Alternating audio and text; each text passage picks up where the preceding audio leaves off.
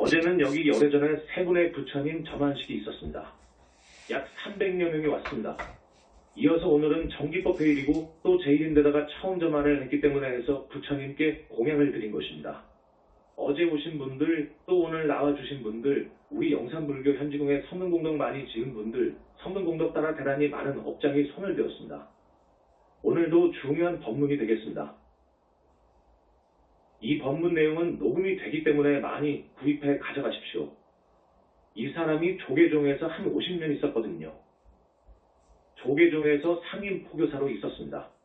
무진장 스님하고 둘이서 1970년부터 쭉 상임 포교사로 있었는데 조계종을 뛰쳐나와 가지고 영산불교를 창종한 이유가 있습니다. 당대에 알아주는 도인 스님 밑에서 참선을 했지요. 가나선을 했습니다. 그러면서 한 10년 후에 크게 등력을 하고 법화경을 보고 환경을 보고 냉철하게 자신의 능력과 지혜를 점검해보니까 이것 가지고는 가나선에서 이야기하는 화두타파 가지고는 해탈은 멀다. 윤회생사에서 벗어나기도 어렵구나. 확실히 그렇구나.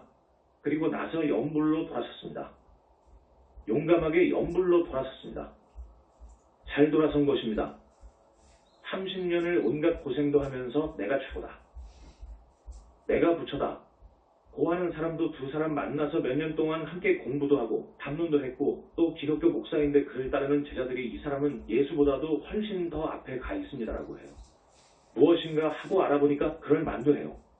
그런 목사하고도 상당 기간 교류했습니다. 그 사람들을 전부 뒤로 했습니다. 아니다. 이건 아니구나. 내가 거명은 안 씁니다. 그 목사만 하더라도 대단한 분입니다. 서울대학을 나오고 미국 MIT 공대를 나와서 정식으로 경제학 박사 학위를 취득하고 공학 박사를 취득하고 철학 박사, 신학 등 자기는 그래요. 보통 사람이 1000년 공부할 것을 했다. 그래요. 기도도 많이 했고 하여튼 대단한 사람입니다. 앞으로는 저 동해의 물을 가지고 에너지를 생산해야 되는데 휘발유를 대신하는 연료를 만들어야 된다. 이것은 사실 지금의 과학계에서 대체 에너지를 개발하려고 합니다. 이러한 착상을 이미 세계 과학계에서 30년, 50년 전에 착수했습니다. 그런데 이 사람이 제일 선두주자였어요. 거의 완료되었어요. 그런 사람이 나를 붙들고 형님 하자고 합니다. 내가 이 자리에서 조금도 말을 보태거나 빼지 않습니다. 저는 그런 사람이 아닙니다. 내 전생도 알아요. 보더라고요. 부처님 당시에 제일 가는 제자였다. 이 정도로 알았어요. 그러나 그 사람하고 한 6개월 정도 깊이 들어가서 법담을 해보니까 이분은 붓다는 아니구나. 여기는 붓다가 아니다. 이 사람은 나를 중심으로 해서 하나의 큰 프로젝트를 생각했습니다. 나는 그것을 버리고 뛰쳐나갔죠. 두세 사람 내가 붓다라는 사람도 멀리했고 영적으로 대단히 깊이 들어간 목사도 멀리했습니다. 그 목사는 불교를 좋아합니다. 기독교에서 내로라 하는 저 목사들 전생을 전부 이야기하면서 아니다. 그거예요. 그래서 불교를 대단히 좋아합니다. 다 버리고 어느 날 광명만덕님을 15년 전에 만났습니다. 이상하게 만났습니다. 지금 밝히지만 보현보살이 움직였습니다. 또 많은 불보살님들이 나하고 광명만덕을 만날 수 있도록 계기를 마련했습니다. 내가 분당에 어느 절에 있을 때 그 절에서 나를 위해 요사체 하나를 마련해 준 것입니다. 나도 여기에서 밝힐 수 없지만 그곳에서 어마어마한 꿈을 꿨습니다. 그래서 무슨 일이 있을까? 했는데 저 광명만덕님이 당신의 언니 형부와 함께 우리 절에 왔었어요. 왜 왔느냐? 그곳 근방에 제1약수터가 있습니다. 약수도 마실 겸 그 위에 절이 하나 있는데 그 절에 큰 스님이 있다는 말을 듣고 이제 오신 거예요. 지금 내 이야기를 이렇게 하는 이유가 있습니다.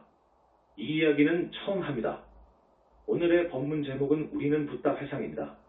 우리 교단이 붓다 회상이어요. 법에 하나 나오는 붓다 회상이어요. 광명만덕 자제 마녀는 큰 스님임을 재확인한다. 붓다임을 재확인하는 제목입니다. 여러 가지 교학적인 면 그리고 여러 가지 사실 진실을 들어서 전거합니다. 여러분께 처음 이 법좌에서 말씀드릴 것입니다. 오늘 처음 나오신 분도 계시고 동국대학교 불교학 박사님들도 오셨기 때문에 나는 그분들이 오면 올수록 더욱 흥미있죠. 관심이 갑니다. 우리 영산불교에 대해 당당하게 말할 수 있으니까. 정말 당당하게 말할 수 있으니까. 내가 뚫은 것은 어마어마하니까 말할 수 있어요. 여러분들, 스님의 속마음은 부디 우리를 의심하지 말고 따라주시오. 하는 것입니다. 오늘 제1 행사로 1시간 30분을 보냈고 스님의 법문이 1시간 30분이면 좀 지루할 것 같아서 1시간 정도로 줄이려고 하니까 이 여러 가지 진실, 여러 가지의 교학적인 전거가 어제 저녁에 적어보니까 한 50여 가지가 됩니다. 이것을 세부적으로 정리하면 한 100가지도 넘지요. 한두 가지만 해도 그건 대단한데 정말 이 스님의 말씀을 여러분들이 믿고 신심을 돈독히 해주셨으면 좋겠습니다. 이야기를 많이 줄입니다. 그 광명만덕이라는 분은 내가 처음 볼 때 범상치 않았습니다. 꿈도 있었고요. 도대체 어떤 분인가? 저분 광명만덕은 그때 100일 공부 중에 있었습니다. 100일 공부를 칼을 옆에 놓고 무시무시하게 한 사람입니다. 그 당시 부처님께서는 단 하루도 단 한 시간도 밖에 나가는 것을 허락하지 않았어요. 그런데 분당의 약수터 근처에 공부하고 있다는 어느 스님 이야기를 언니로부터 들었어요. 그러니까 바람도 한번 쐬고 시원한 공기도 마시고 기분 전환도 하고 하루쯤 그런 큰 스님도 한번 만나보려고 하니까 부처님께서 좋다 고 하신 것이어요. 이거 부처님께서 좀처럼 허락해 주시지 않는 거예요. 좋다. 그래서 이제 우리 절을 찾아오게 되었는데 그때 내가 시내를 나갔다가 오후 3시쯤 되어 부랴부랴 돌아왔을 거예요. 조금만 늦었어도 못 만났어요. 그러니까 이문광명만덕 이 언니하고 그 절 법당에 들어가서 전부 예불을 하고 나왔습니다. 그때 여러분, 지장보살님께서 광명, 이 집에 절에 쓸만한 스님이 있으니 만나보게나. 또 거기가 산왕산신도 모시고 칠성도 모시고 하는 그런 절이에요. 산왕님께 또 예불을 드리니까 산왕불께서 꼭 만나고 가게 그러신다 그거예요. 또 칠성님께 절하고 나오는데 칠성광열의 부처님께서 간곡히 말씀을 해서 저분 광명만덕 이날을 기다린 거예요. 나는 그 요사에서 공부하고 있는데 어느 손님이 와서 만나자고 하니까 뭘 하다가 이제 나갔을 거예요. 나가보니까 저분 광명만덕이 계셔서 내 방으로 모셨지요. 모시고 대뜸 공부를 물어봤어요. 나는 그러기 10여 년 전에 이미 등력을 했기 때문에 많은 선지식을 만났고 점검을 하고 어느 정도 점검할 수준이 되기 때문에 물어본 거예요. 여러 가지로 물어봤더니 저분 광명만덕은 이미 화두 타파를 했더라고요. 경계가 아주 강하게 화두를 타파했더라고요. 지금 조계종에서는 화두 타파하면 최고의 스님이 올시다. 화두 타파도 강약이 있습니다. 강으로 강하게 된 사람은 해능, 마조, 도주, 백장, 임재 등 이런 사람들처럼 됩니다. 크게 깨치면 그 정도 깨칩니다. 정말 그 정도 되었더라고요. 그 정도 되었어. 우리 선종회에서는 최고의 어른을 해능으로 봅니다. 밀교에서 밀라레빠를 그렇게 숭배하듯이 존경하듯이 해능을 존경합니다. 그 다음이 누구입니까? 마조이지요. 나도 선을 10여 년 하고 등력을 했기 때문에 선악은 하지 않았지만 자기들이 아는 것처럼 안다고요. 그래서 선악 강의를 할 정도는 된다고요. 그 분 광명만덕은 그 정도 깨쳤더라고요. 참 희유하구나. 희유하구나. 여자가 이거 희유하구나. 그래서 이제 헤어졌어요.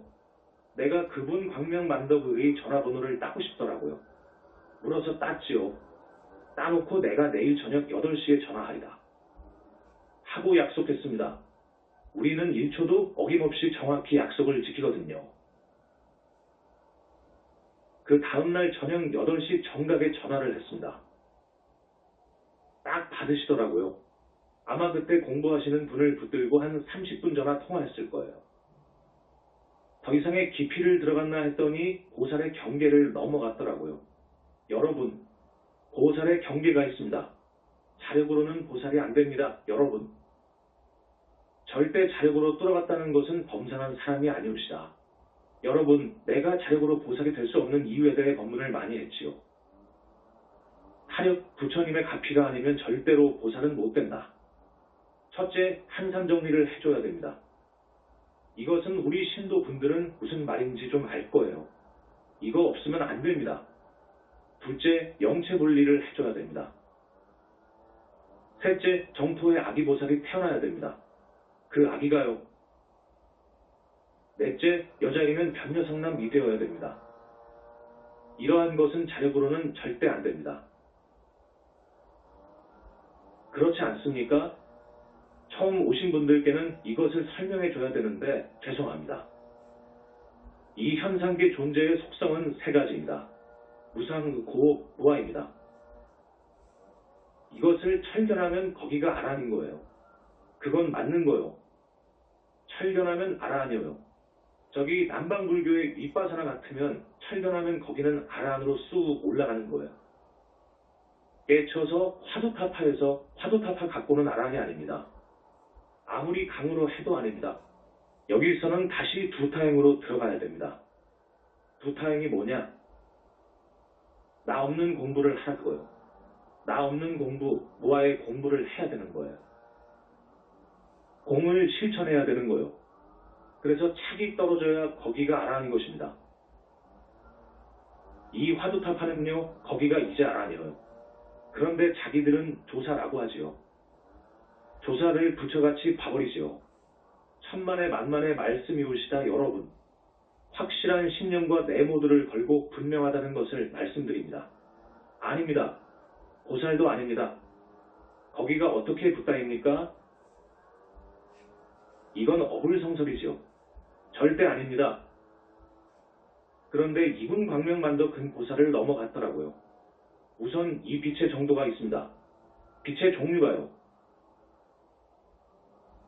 여러분, 빛도 반딧불이 있고 초롱불도 있고 전깃불도 있고 전깃불보다도 더 밝은 가로등 불도 있고 가로등 불은 빨갛고 노랗죠.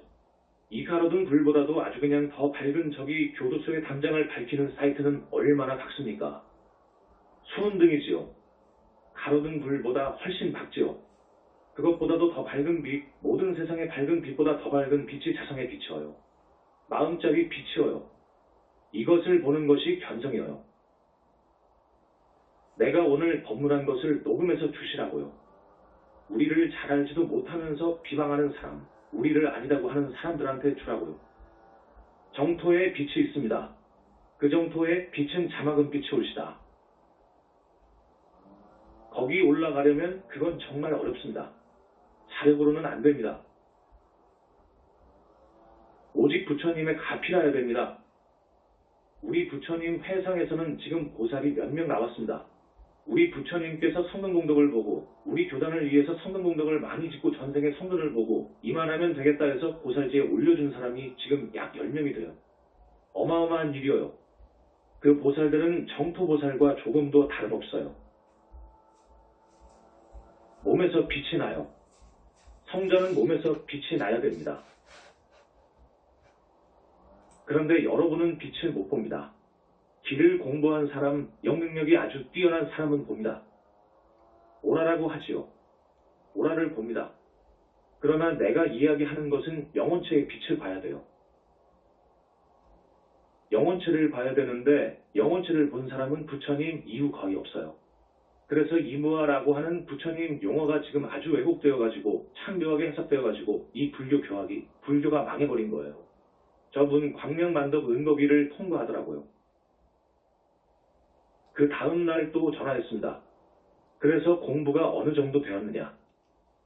이건 내가 이제 몸이 떨리는 거요. 떨리는 거예요. 이럴 수가 있냐? 그거지. 저 사람 광명만덕 보니까 여자인데 한낱 여자야. 그래서 내가 자기 집에도 몇 번 가봤어요. 어머니하고 둘이서 공부를 탁 하고 계시더라고. 어머니하고 살더라고. 어머니를 보니까 어머니도 보살경계를 갔더라고. 이건 놀랄 일이라. 그래서 내가 이분은 가섭이라고 했습니다. 나는 이미 옛날부터 가난존자임을 알았어요. 이분은 가섭이다. 그래가지고 부처님께 물어보라고 했어요. 부처님이 어떻게 생겼냐? 이야기를 하는데 그것은 여러분, 내가 많은 시간에 걸쳐 부처님 이야기를 했을 거예요. 부처님 이야기를 했어요. 법화경 비유품에 있는 부처님. 소위 좀 어렵게 말하자면 IAM 자존자, 불생불멸의 우주의 변만에 있는 자존자, 무시 이전에 스스로 있는 자존자, 진여 힌두교에서 이야기하는 보람은 이것을 보는 경계가 다시 말해 본성을 보는 경계가 견성 이웃이다. 그 경계를 견성이라고 합니다. 그런데 보는 것 가지고는 해탈이 안 됩니다. 보는 것 가지고는 해탈이 아닙니다. 그 경계하고 나하고 하나가 되어버려야 됩니다. 개합이 되어야 되는 거예요. 그 개합은 붓다의 위 에올라가서 개합이 됩니다. 붓다의 자리에 가서 완전히 개합이 됩니다. 그래서 법신불이 생기고 법신불의 유형의 영구적인 지복의 몸인 보신이 생기는 거예요. 개합이 되어서 그 개합이 된 그것이 이목구비가 갖추어진 불신이 생기는 거예요. 아직도 이 불신이 생기는 것을 부처님 이후로 누구도 모릅니다. 그런데 더 깊은 것이 있어요. 불신이 생기는 이유를 알아야 되는데 여러분, 그것은 말할 수 없습니다. 붓다는 압니다. 불신이 생기는 이유가 있어요. 저 절대계, 현상계를 넘어가서 상대세계 유무의 세계 12의 세계 상대의 세계를 넘어간 저 세계를 본체의 세계라 그래. 본체계, 그러니까 본체의 실상을 봐버린 것이 견성이에요. 견성, 그런데 거기에 깊이 들어가면 들어갈수록, 정멸로 들어갈수록 상가가정의 니르바나의 세계가 있습니다. 이 세계는 언어로 표현 못해요. 이미 현상세계를 넘어버리면 언어도단이 되고 치맹천멸이 되는 거예요. 치맹천멸이 되어버려. 여러분, 견성한 사람들이 선문답을 하잖아요. 선문답을 못 알아듣잖아요. 그 자리를 뚫어본 사람, 들어가 본 사람은 알아들어요. 그런데 그 선문답이 다가 아니에요. 그것을 해탈로 인정해 줄 수가 없어요. 해탈로 인정해 줄 수 없어. 해탈을 하려면 앞에서도 말씀드렸듯이 나라고 하는 생각이 이 몸뚱이에 대한 착이 떨어져 버려야 돼요. 거기가 아라는 거예요. 거기가 해탈의 자리예요. 그래서 쭉 선정으로 들어가야 되는 거예요. 해탈의 자리까지 갈 때 많은 선정이 있습니다. 아함경에 나옵니다. 네 선정이 있어요. 초선정, 초선, 2선, 3선, 4선. 그 다음에 무색계 네 선정이 있어요. 무색계 정이 4개가 있어요. 그걸 통과하면 이제 멸진정이 있어요. 그것이 아라한정이요. 아라한 삼매예요. 그런데 대승불교로 오면 이제 보살이 되는 삼매, 붓다가 되는 삼매가 쭉 나와요. 그것을 학생들은 구분 못해요. 그래서 우리 영산불교에서는 아라한 삼매, 보살의 많은 삼매, 보살의 많은 삼매 중에서 아주 높은 삼매가 식지보살이 되는 수능엄 삼매, 그리고 해인삼매, 화엄경을 썼다고 하는 해인삼매. 거기에서도 붓다가 되는 삼매는 백천삼매라고도 하고 대적황삼매라고도 하고 대적정삼매라고도 하는데 그걸 들면 붓다인 거예요. 그건 들 수가 없어요. 해인삼매에서도 대적정삼매에 들려면 바위에다가 계란 때리기와 같다고 그래요. 그래서 이제 적은 광명만덕의 집을 찾아가 보고 저녁도 얻어먹기도 하고 담론도 하면서야 세상에 이런 일이 있을 수 있느냐 그거요. 그 무렵에 자기 광명만덕 애전생이 나왔습니다. 가섭이었습니다. 부처님께서 그때 딱 말씀해 주신 거예요. 저기 서울의 어느 동 내가 공부를 하러 그리로 가게 되었습니다. 거기서 같이 공부하자 그거라. 부처님께서도 응낙을 하셨어요. 우리가 공부하는 톨 밖에는 터가 있었는데 거기는 부처님께서 가끔 공양을 하러 오실 때 함께 오는 다보열의 다보탑이 땅에서 솟아나 있었어요. 현지사에서는 지금 다보탑을 세웠지 않습니까? 대적광전 청정법 신비로자나부를 모실 때 증명하기 위해 솟아난 저 다보탑, 저기 솟아난 자리에다가 그것을 줄여서 재내가지고 그 고정정토에 다보탑하고 링크 연결시켜 놓은 거예요. 여러분, 지금 이 말이 엄청난 이야기예요. 굉장히 차원 높은 이야기예요. 도인세계의 이야기예요. 그러니까 제발 의심하지 마십시오. 가끔 여러분들한테 말씀 올립니다. 내가 2005년도에 붓다의 메시지 권을 썼을 거예요. 이것이 나가니까 선불교에서 내로라는 논객이 마구 비방을 했습니다. 우리는 그것도 몰랐어요. 공부하느라고 몰랐어. 비방하는 줄도 몰랐고, 그때는 컴퓨터도 없었으니까요. 나중에 누가 비방한다고 그래. 그런데 보니까 말도 안 되는 소리만 하더라고. 내가 대응할 수는 없고, 그때 마침 어떤 스님이 들어왔는데 공부를 많이 한 분이 있었어. 우리의 사상을 많이 따 담았어. 그분이 전부 제압을 했습니다.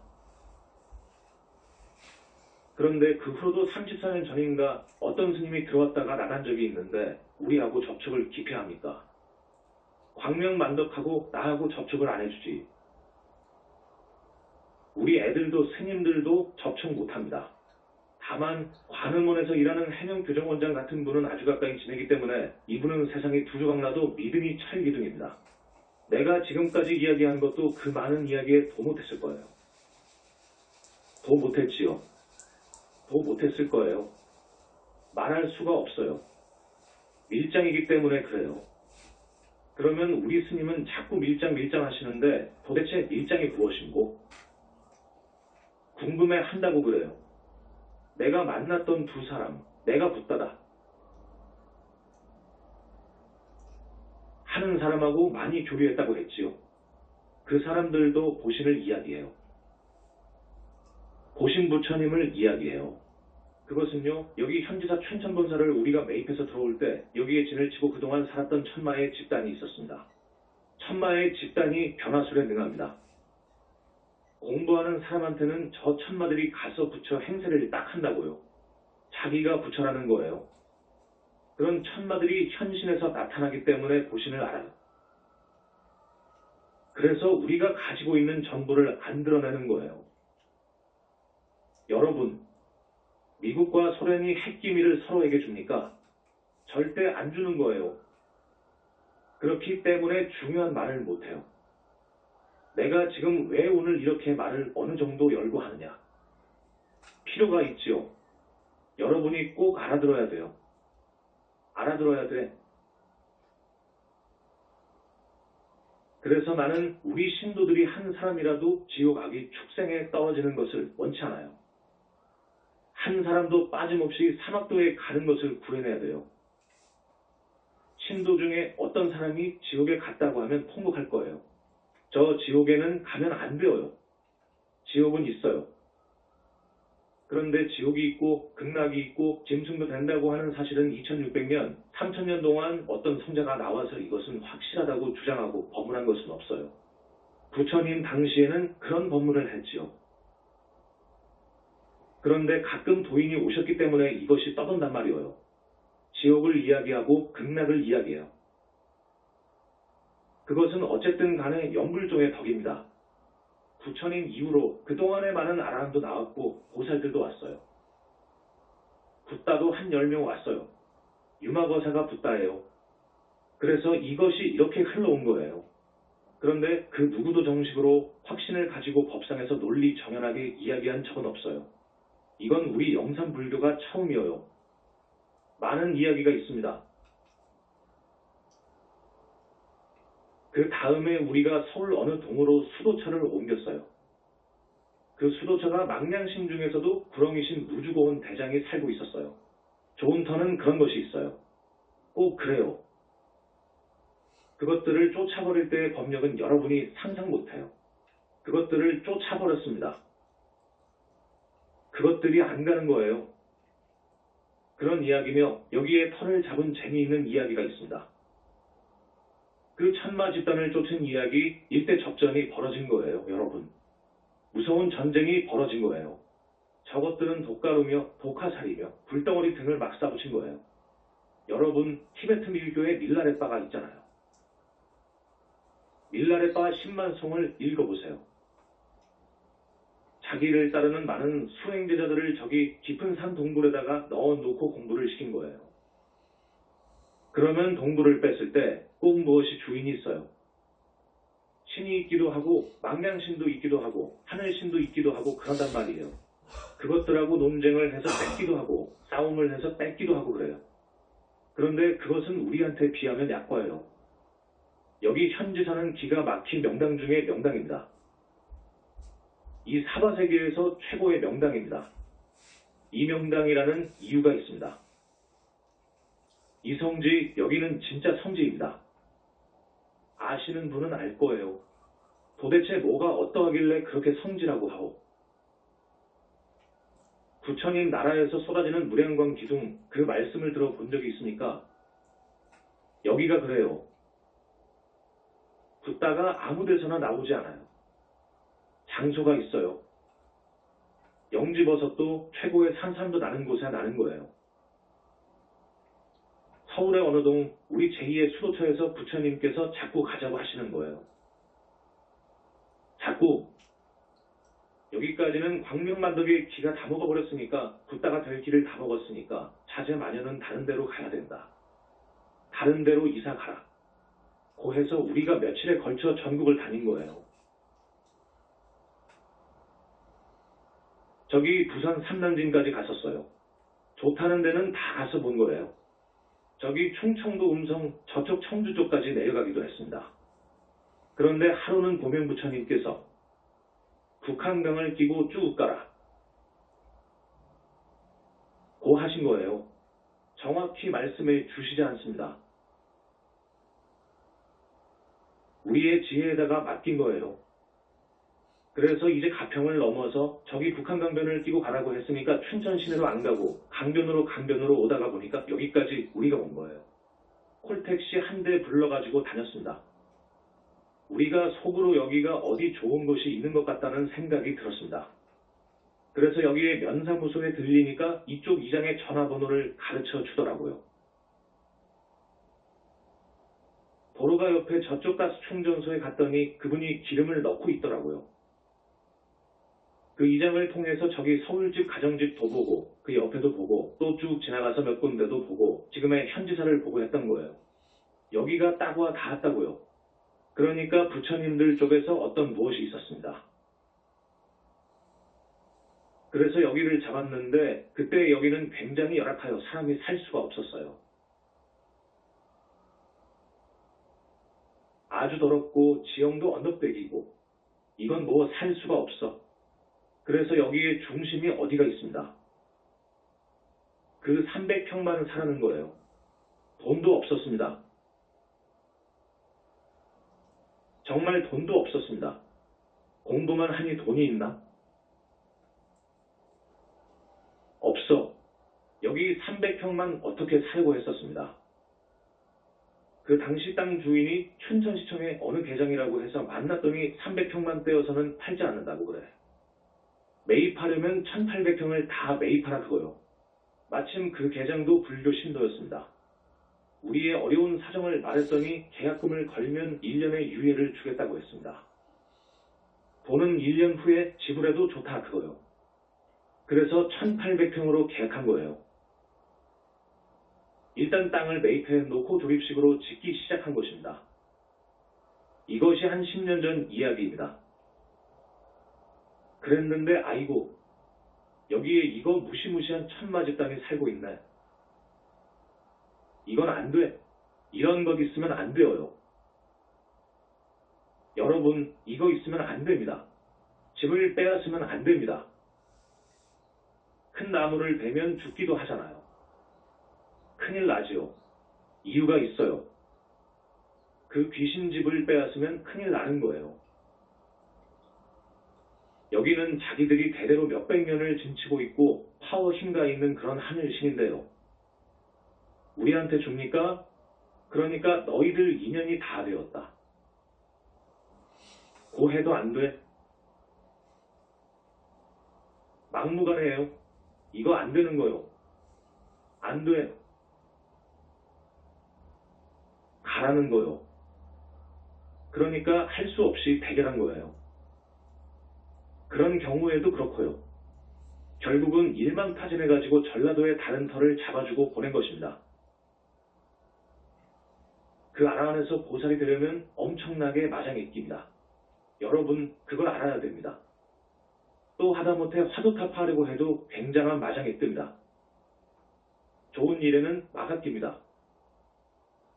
보살이 붓다가 되려고 하면 이것은 여러분 상상할 수가 없어요. 마흔 파순이 정도 혹은 오른 팔 정도의 애제자하고 생명을 놓고 결투해야 됩니다. 그것이 빙의된다니까요. 능력이 천변만화예요.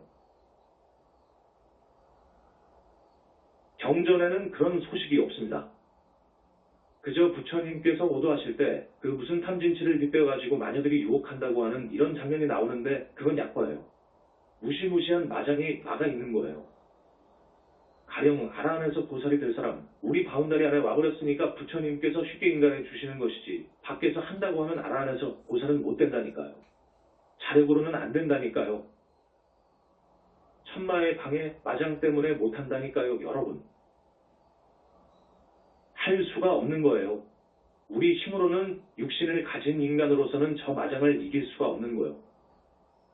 그래서 어떤 사람이 화두타파에서 아라한 정도 같다고 하면 반드시 저 상나가정의 정면의 세계에서 자기 도반인 아라한들이 끊었기 때문에 그래요. 보호해 주니까 그래요. 마장을 막아주는데 와서 힘을 주고 지도해 주어요. 힘을 주니까 되는 거예요. 저 붓다는 붓다내는데 또 보살은 아라한을 보살로 이끄는데 또 아라한은 아라한 만드는데 성중은 지호하게 축생에 떨어질 사람을 하늘로 이끄는데 다 있어요. 그렇게 다 있어요. 그렇게 되는 거예요. 처음 듣지요? 스님이 불과를 쟁할 때 엄청난 결투가 있었어요. 나는 우리 문수 아버님을 영원히 잊을 수가 없어요. 생명을 내걸고 마하고 결투한 거예요. 그동안에 나의 몸속에 들어오는데 들어온들 못 봐요. 볼 수가 없는 거예요. 불안으로 밖에 안 보이는 거예요. 천변만화하기 때문에요. 그 불안으로 밖에 볼 수가 없어요. 그러면 그것 때문에 가령 내가 아난이었고 그 다음 여러 생을 쭉 내려왔잖아요. 요놈이 붙다 못되게 나의 성품을 파괴하는 거예요. 맛쪽으로 끌어들이는 거예요. 세상에 못된 짓을 하도록 유혹하는 거예요. 그러나 본래의 그 선근이 있기 때문에 안 넘어가지만 넘어가기도 해요. 넘어가기도 한다고요. 그래서 붓다대는 여정이 관문이 정말 어려운 거예요. 그러니까 여러분, 나는 현재를 봐야 된다는 말을 합니다. 가령 나는 우리 광명만동님의 모든 것을 알았어요. 저분의 학벌도 알고 과거 경력도 알았고 어떻게 살아온 것도 알고 다 알았어요. 그런데 이럴 수가 있느냐 그거예요. 이럴 수가 있느냐. 광명만동님은 현재 부처님께서 선택한, 정말로 부처님께서 선택한 사바세계에서 겁에 하나 나오는 붓다들 그 한 사람. 그 선택을 광명만덕을 했다 그거예요. 영산 당시 가섭이었기 때문입니다. 그리고 바로 전에는 직참무구였어요. 그런데 또 나도 그렇습니다. 현재 나의 모든 건강이라든지 학벌이라든지 과거 경력이라든지 뭐라든지 이것을 여러분이 알고 싶어 할 거예요. 저 스님이 도대체 연애를 했는지 결혼을 했는지. 그런데 여러분, 그런 것을 따질 필요가 없어요. 중요한 것은 현재입니다. 가령 저분이 현재 불과를 정했다. 부처님께서 인가를 했다. 그런데 저분의 법문은 무궁무진하다. 정말 저분의 법문은 완벽하면서도 우주의 진리를 요단한 법문이다 하면 그것이 중요한 거예요. 우리 법문은 과거, 현재, 미래를 상계 삼천대천 세계를 무대로 해요. 그리고 이 현상계가 벌어져 나온 그 현상관에 대해서 뚜렷이 알아야 돼요. 또 본체 세계를 잘 알아야 돼요. 육도의 중생이 윤회하는 실상을 봐야 돼요. 지금까지 어떤 불교도 어느 종교이고 간에 여기 영산불교 이상을 본 사람이 본 종교가 없어요. 부처님이 무아속 절대계에 계신 것을 알아버렸어요. 이건 대적 정산매에 들어가야 가능해요. 그런데 불교를 잘 알고 우리 곁에 있다가 4년 전에 나간 어떤 스님, 우리가 나가도록 한 거예요. 그 사람은 전생에 어마어마한 무서운 죄를 지었어요. 하늘이 땅이 용서할 수 없는 죄를 지었어요. 그래서 보낸 거예요. 섭섭잖게 많이 해서 보내주었던 거예요. 그런데 나가서 우리를 이렇게 비방해요. 자기가 뭘 안다고 그렇게 하고 다녀. 뭘 안다고? 한 달도 안 했었는데 뭘 합니까? 우리 제자들도 우리의 실체를 일식도 몰라요. 그러나 가까이 있는 우리 해명 스님 같은 분은 90%는 알죠. 그러니까 이분은 죽어도 앞에서도 말했지만 이 세상에 뒤집혀도 대통령이 천지개벽이 2번 되어도 독도는 우리 땅이라고 했잖아요. 이런 사람은 천지개벽이 10번 되어도 우리 광명만동님은 붓다라고 하면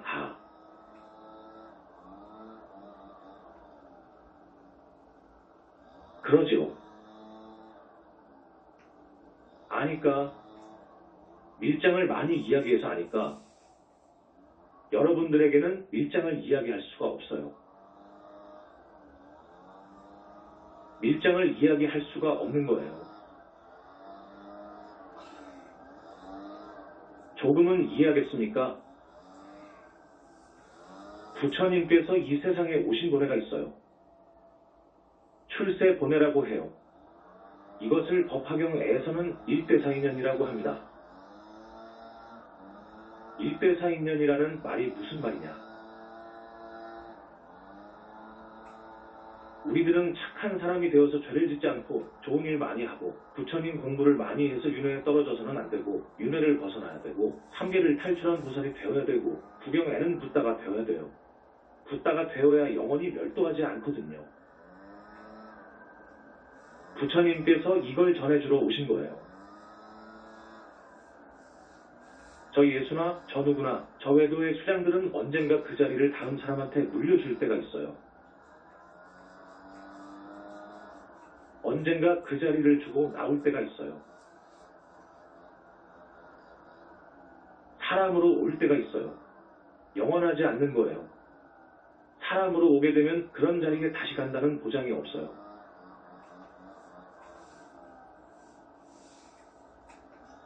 많은 신통을 했기 때문입니다. 무서운 과보가 기다리고 있어요.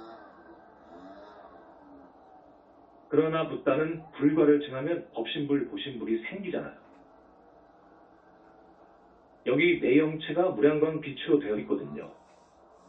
이 영체가 그리로 보신으로 가잖아요.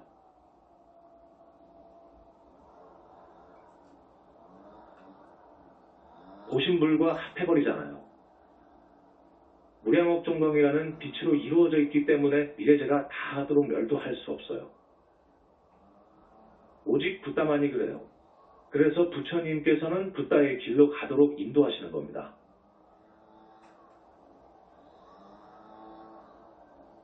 그것을 일불승, 일승, 일승도라고 해요. 회삼기일이라고 그래. 법화경에서는 6가지의 비유가 있잖아요. 그래서 그 길로 인도하시는 거예요. 많은 사람들이 성근공덕 지어서 공부 잘해서 모두 보살이 되기를 바라고 구경에 가서는 붓다 되기를 바라는 거예요. 그렇기 때문에 법화경, 화엄경은 최상승, 최상등기의 불자들에게 하는 이야기예요. 이에 비하면 금강경은 불법의 토대를 닦는 법문이에요. 그러니까 일대사인년이라는 말을 쉽게 말하면 죄짓지 말고 살아라. 더 이상 죄짓지 말고 살아라. 하는 말을 전하러 오신 것이다.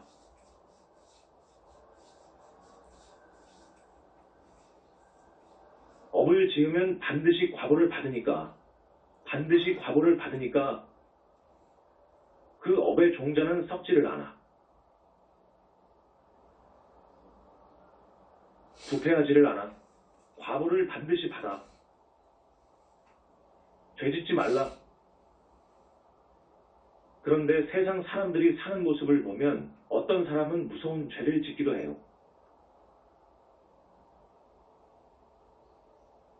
입으로 무서운 죄를 짓기도 해요. 이렇게 붓다에 회상이 뜨고 붓다가 나오는데 무슨 공부를, 어떤 공부를 그렇게 많이 해서 부처가 되었을까?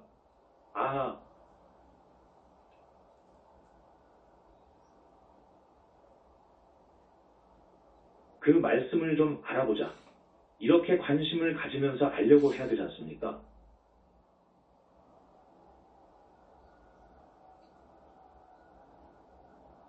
스님이 지금까지 150회 정도 법문하고 책이 한 20권 나갔잖아요.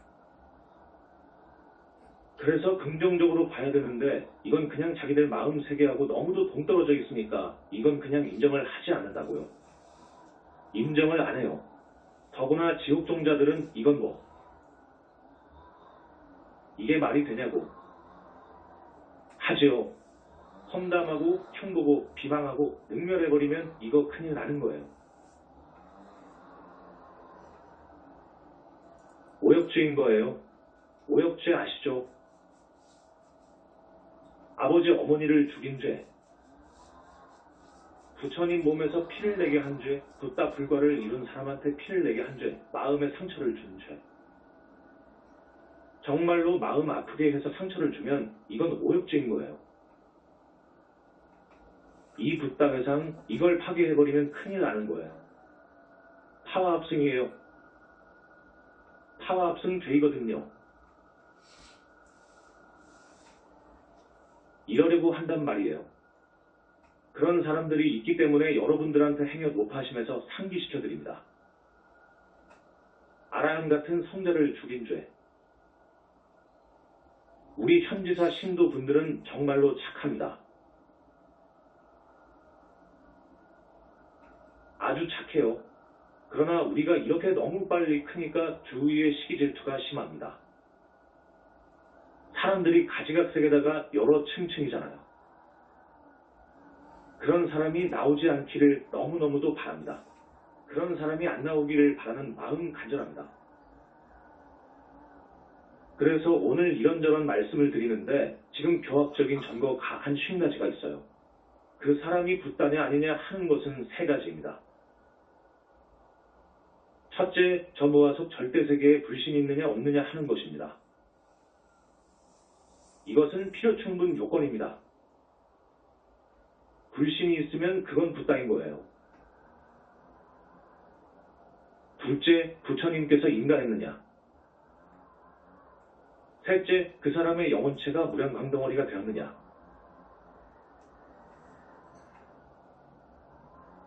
이 3가지가 필요충분 조건입니다. 여러분, 사람이 죽으면 끝나는 것이 아니거든요. 다시 어디에 가서 태어나고 어디에 가서 벌받고 또 죽으면 또 어디로 오고 육도를 윤회한다고 했잖아요. 윤회합니다. 윤회를 하는 데는 반드시 기체, 가 있어야 됩니다. 본체가 있어야 내가 윤회하는 거예요. 이 본체가 없이 윤회할 수가 없는 거예요.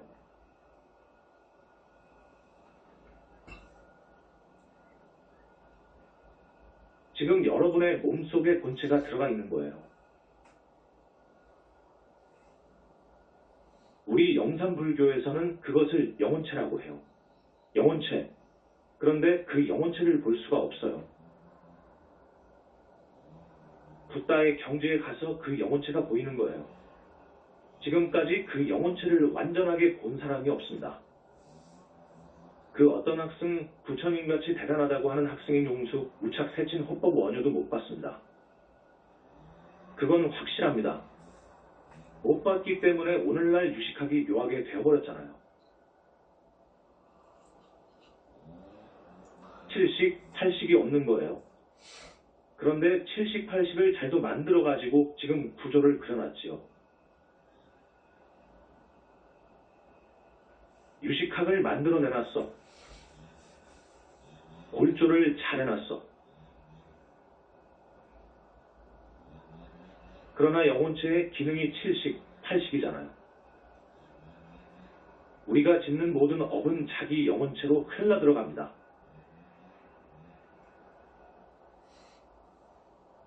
종자가 그리로 들어가요. 거기서 자라요. 그래서 보면 저 사람은 곧 식물인간이 되겠구나. 저 사람은 곧 죽겠구나. 아이고.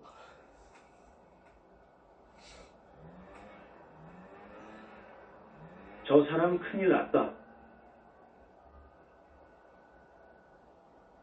그 영혼 전체에 반영된 자기 업의 종자가 결과화된 것을 봐요. 사슬로 묶여있다. 아이고, 곧 징역 가겠네. 하얀 봉대로 전부 쌓여있다. 곧 식물인간이 되겠네. 이러한 것을 알 수 있습니다.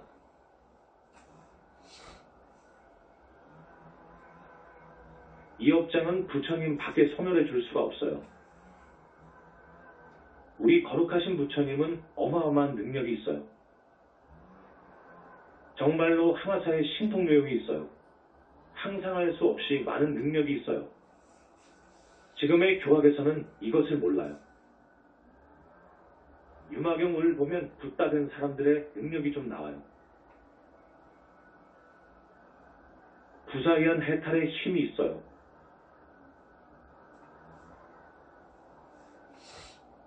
유마경에 좀 나와요. 오늘 법회에 유마경을 전공하신 불교학 박사가 오셨어요.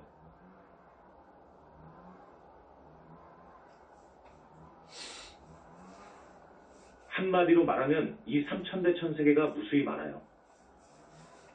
부처님의 능력 한 가지를 말씀드리면 삼천대천세계 하나를 집어가지고 저 끝 삼천대천세계 저쪽에다가 던져버릴 수 있어요. 이 털구멍 속에 태평양 물을 다 가둘 수 있어요. 여러분,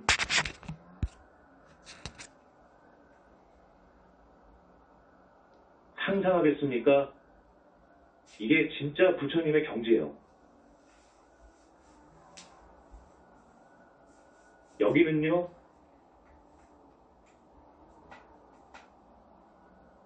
저기 무당들의 경지는 어디인 줄 압니까? 무당들 저것 영영이 빙의되면 저 사람 내일 죽겠네.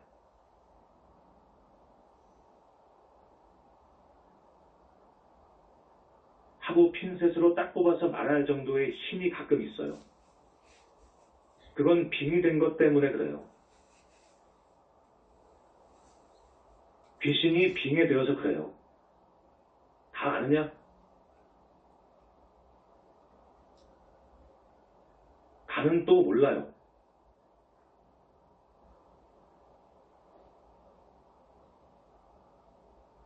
어쩌다가 탁 맞히는 것은 맞춰요. 그게 이제 무당의 능력입니다.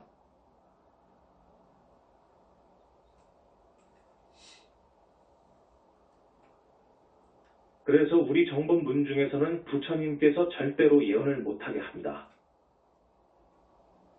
예언이라는 것은 기밀을 천기를 갖다가 누설하는 거예요. 그건 큰일 나는 거예요. 절대 못하게 되어 있어요.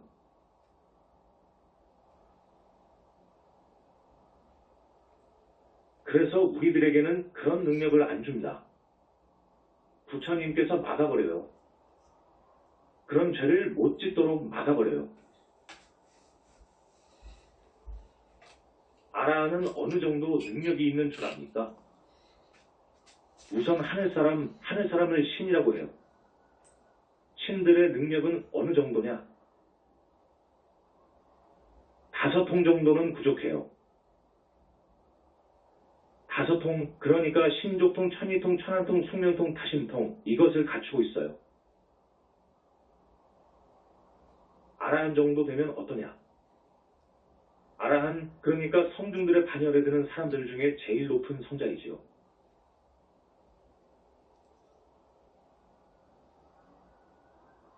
아라한은 5통에다가 누진통이 들어가요. 누진통, 6통이 있는 거예요. 보살은 3명 6통을 갖추어요. 부처는 항아사에 묘행이 있어요. 항아사에 묘행이 있는데 앞에서 말씀드렸듯이 어떤 사람에게는 한 일주일을 1겁으로 늘려줄 수도 있어요. 또 1겁을 일주일로 생각하게끔 해줄 수도 있어요. 부처님의 능력이 또 괴겁에서 공겁으로 들어갈 때 핵분열을 일으켜가지고 삼전천까지 전부 파괴가 되잖아요. 모든 별들, 모든 것이 전부 입자로 돌아가 버리잖아요. 큰 거파, 어파예요. 부처님은 그것을 가능케 하는 거파를 먹어버릴 수 있어요. 부처님은 이런 능력이 있는 거예요. 그것을 사사무의 애돌이라고 그래요. 사사무에라고 해요. 그러니까 지금 우리 광명만동리의 능력은 그 정도는 돼요. 저분은 태자니까요. 지존의 태자입니다. 엄청납니다. 지옥을 본다, 극락세계를 본다, 그건 물론입니다. 그러나 절대로 신통은 못하게 하고 있어요. 신통을 보여줄 수가 없어요. 이중생들을 가르쳐서 자연스럽게 순리로 영적으로 성장하도록 해야 돼요. 신조통을 보여주면 큰일 납니다. 여기서 둔갑을 해가지고 축제에서 미국을 갔다 왔다 한다든지 하면 이거 큰일 나는 거예요. 이건 마술이어요. 마술통이어요.